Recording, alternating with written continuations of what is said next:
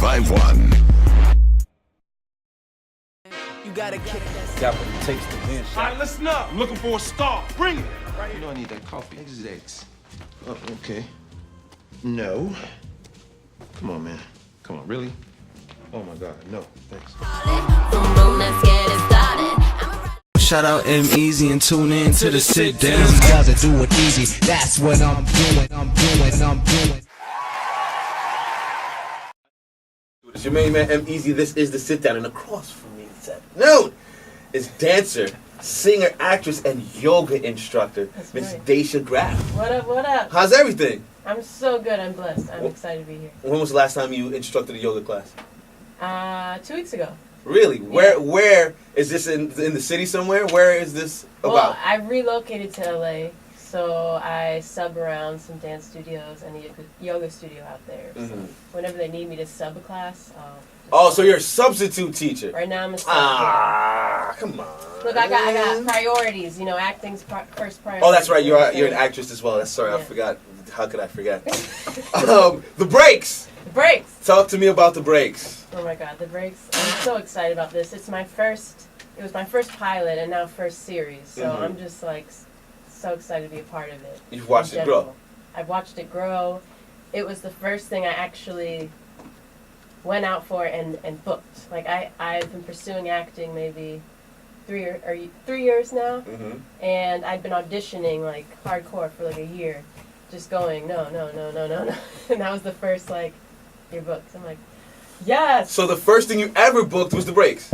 I had done like a indie film before that, but this was the first like legit mainstream thing. Yeah. So okay, who's the first person you called after you got the phone call that you booked it? Who was your first phone call to? My sister, for sure. Why your sister? Because my sister is a famous ballerina. She was in Alvin Ailey. And your sister's name is? Daisha Graf Mack. Okay. So she knows the hustle. She knows my story. She knows what I go through every day. Like, so she, you know, if I tell her it's like super exciting news, she understands the grind and all that. Yeah. So you and your sister close? Very close, yeah. Oh, okay, all right. It's the Sit Down. It's your main man, Emez. Daisha Graf is in the building. Now, it says here that you also were a backup dancer for Beyonce. Listen, I've had like 9 lives already. So 9 lives. Wow. Go ahead. I started as a backup dancer. How old were you when you were backup dancing? I started 18. Oh, okay. Yeah. So I went to school. I went to Hofstra University in Long Island. I studied dance. I studied since I was young, but it was ballet and modern. Like I was like gonna go to Alvin Ailey or do something like that, company work. And then I'm from Maryland, by the way. And when I got to New York, I was introduced to hip hop and African, and I was just like, what? Hold on, time out. See, now let's, as the intellectuals say, let's unwrap this here. Okay. So you're from Maryland, right? I'm from Maryland, yeah. And you've never danced hip hop or African before coming to New York? No, I was a complete like funhead, which means I was just in ballet and doing modern dance, and I was on that path. Okay. And it wasn't until I came to New York that I was introduced to African first. So who ghettofied you? Who can we blame this for? I don't know if you say that. Who can we blame for this? You can blame the streets. It's always the streets' fault. Ruining good girls across America. Damn it, man. Listen, but people don't realize how intricate and technical hip-hop is. You have to train just like anything else. Absolutely. You know? I mean, I'm not a dancer, so I don't know per se, but as a worker, I understand that anything you want to succeed in, you have to practice. Exactly. So I studied mad hard, which I still study, and then I finally don't give me that face. No doubt. Okay, yeah, cool. So yeah, then I was just training. I don't know if you know Broadway Dance Center, but it's like the hub of dance here. Yes. And I just kind of made my way into the community, and then just started booking. I went to Beyonce audition. Was like the first big audition I went to. So okay, let's see again. We're unpacking here. Explain to me how an 18-year-old, fresh-faced girl decides. What's going through her mind when you get the phone call or the okay that you're now going to be a background dancer for Beyonce, probably, arguably, the biggest entertainer on the face of the earth? Listen, it was a good day. I'll tell you that because... That's an understatement, but go ahead. No, because I had been working a bit before that, but I remember specifically I was in a gray period. You know, you get your job by job. You know, so you get check by check, and that's how you live in. And so I remember I was in a period where I was like, I don't know what I'm doing. I don't know how I'm gonna pay this rent. And that's when you got the septum. And that's when I just went dark. I'm just kidding. So yeah, no, but I remember getting the call, and I was supposed to go to my cousin's wedding, and they were like, it was a direct booking, which means you don't have to audition. They just called, like my agent just called you, like they want you to do this VMAs, and I'm like, is this real? Hold on, no. Yeah. Wait. So they called you and said, listen, VMAs, I need you. Yes. And you had to drop what you were doing. Yeah. I called my family. I'm like, look, I know there's this wedding. Hold on, no. But How involved were you in the wedding? Tell me you were like one of the best or bridesmaids. That's the word. No, I wasn't. Okay. So you were just attending the wedding. I was attending the wedding. Don't worry about it. Go get that bread. No, my family was like, go. Go get the bread. Get the bread. Absolutely. Go get that bread. Yeah, but yeah, no, that experience was really amazing. I had been working as a backup dancer before that and after that, but that specific experience was really dope. So after all the backup, you decide now I want to do it for me because I'm seeing that the EP out now. Yeah, I mean, I'm multi-talented, you know what I'm saying? As we could see, so, I feel you saying, I got you, dog. Yeah, I've always had a love for music and acting, which I hadn't like tapped into yet because I was just focused on dance. And when I go all bunhead. Right, I was a bunhead. So when I'm like all in something, like I have just all focus. So I didn't have time to really venture into training in something else, So maybe a couple years into backup dancing, I was like, I want to get into some vocal classes if I go to Broadway. That was the first part of it. Mm-hmm. If I do Broadway, I need to, get ready for some vocal chops. And while I was in there, my teacher was like, do you write? And I'm like, I don't know. I've never really tried, Mm-hmm. So then I wrote my first song. A friend helped me go in the studio and lay it down. And I was like, this is something, and I just felt it. And I ran with that. And again, when I want something, I kind of just go all in. Eventually led to management. And I was there for 5 years. I was signed on the spot to Epic Records, LA Reid. Let me hear you sing, son. Let me hear you sing. Give me a do, re, mi, fa, sol, la, ti, do at the very least. Come on, let me hear something.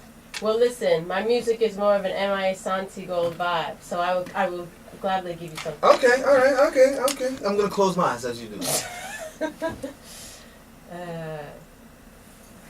Ain't about where you're from, it's where you at. Yeah, if you got a mission trying to get that swagger back. Yeah, gotta go the light shine bright. Make it reborn, yeah. Alright, red-eyed chillin' with my posse on Broadway. Turned down for what? Billboards in the street lights. Got me feeling like you really don't give a. Suicide whips on the pull-up. Got you out, no Red Bull. Bass pumping to the shit up. Neck breaking, make a mountain look. Hustle all day, hustle all night. Moving like you're on a mission. Peep up or you fall a lot. Better play your position. Okay, all right. I could hear the little Baltimore bounce in her step here. Yeah, it's hard. Like it's a dance song. I got you, son. I got you. Okay. Daisha Graf's in the building. This is Sitdown. It's your main man, Emez. Now we've touched upon the dancing, we've touched upon the yoga, the singing, the actress. What else do you do? You paint? Do you bodybuild on the side? Like, do you sell drugs? Like, what else do you do? This is random, but I am a barista. I have like this secret obsession with coffee, and like I love like coffee and like making latte art and like. See. When you say a barista, that's like a coffee bartender, no? Yes. So who you bartending these coffees to? Or are you drinking your own product? A little both, You gotta make sure it's good, So. How much coffee have you had today? I've had 2 cups today. How much? Well, I've had a macchiato, because I'd be fancy. I like her. Okay. Earlier I had a latte. So, Do you want to talk about the break some more? Sure. I'm going to tell you about the audition. Go ahead. Let's hear about how that went. Okay. So, yeah, I get this call. You have an audition for the breaks. I'm like, okay, cool. So, I don't remember what I was doing, but I was super busy. And I wasn't completely prepared or off book, as they say, you know, have everything memorized, and I was going back and forth with my friend, like, should I even go to this thing? I'm not completely ready. I don't know, like, I don't want to mess up, blah, blah, blah. And my friend's like, you know what, you won't know if, you just need to go. Like, you never know, right? I'm like, okay, fine, I'll show up. And that's been, like, my motto for everything, just show up, right? So I show up. I do my best. It's kind of like a cold read, so I'm talking, but I'm looking, and I'm involved. I'm in the character, I feel like. And I leave, and I'm like, all right, well, we did that, you know? And I get feedback from my agent that's like, we really like you, they really liked you, they thought you were pure and had this pureness about you. They didn't like you for this role, but they want you to come back for another role. I was like, really? Okay. What role did you go for? I first went for the lead. Oh, the I don't say damn. I was about to sound real.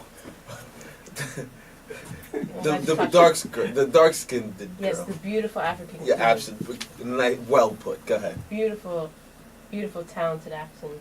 Yes. African princess queen. African princess queen. That's right. So I went in for that, and then I went back for the secretary. And that's the one you got. No. That's another character, and I went in and I did that, and I felt really good about it. Then I got a call back for that, so I came back. Did the call back. So they had you read a second time to be the. Yes. The secretary. Mm-hmm. So I did that, and they're like, "We really like you, but like not for this. So come back for this other thing." I'm like, "Okay." So I came back for Wood Harris's, who's Barry Foray on the show, his girl / assistant. So I came in for that, and then I booked that.